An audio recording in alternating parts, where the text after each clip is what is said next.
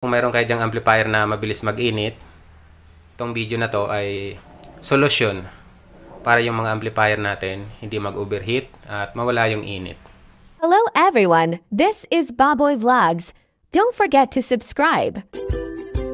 Quick review muna. Itong amplifier na to guys, Hug amplifier, 300 watts plus 300 watts. Naka-stereo na yan. Yan o, di ba? PMPO yan siguro, yung 300 watts. Yan, power niya. Tapos, dalawa yung salpakan ng microphone. Tapos, may salpakan ng memory card and USB. Naka-Bluetooth na din to guys. Mayroong FM, tapos, yan. Yung mode niya, kung gusto mo sa aux-in, Bluetooth, FM, pwede. Kompleto na din yan. Mayroong microphone, mayroong pang echo. Pwedeng i-adjust. At yun nga ang nagustuhan ko guys, kasi maganda yung timpla niya. Kung mahilig ka kumanta, napaka-swabe nito. Kung pambahay lang naman, malakas din yan. Tsaka maganda talaga yung quality ng mic and echo. May treble and bass. Yan yung volume niya hanggang 30.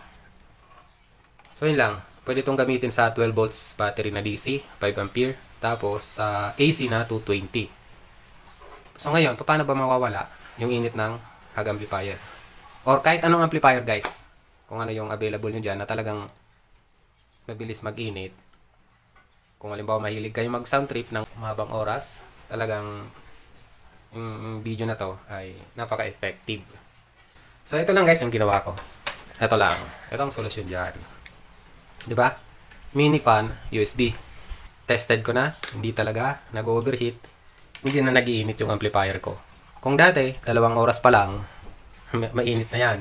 Ngayon, kahit ilang oras mo na gamitin yan. Tanong, kailangan pa ba dyan ng supply na 5 volts? Hindi na guys. Dito mo na lang yan isasalpak. Yan. Kasi yung output nito 5 volts. So ito try natin. Ano? Oh, di ba?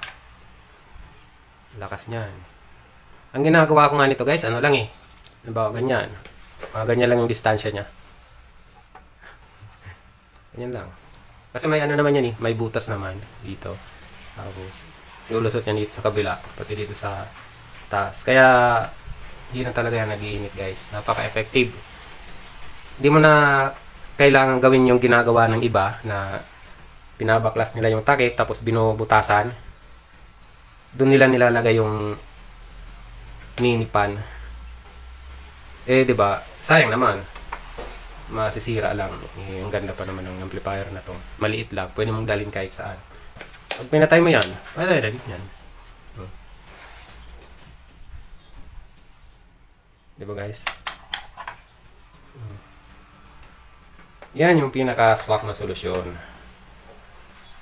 Ganyan lang. Ganyan mo layo. So, sana guys, may natutunan kayo. May nakuha kayo sa video nito. At hopefully, sa mga hindi pa po naka-subscribe, kung gusto nyo yung mga ganitong content, paki-like ng video and then subscribe na din po kayo.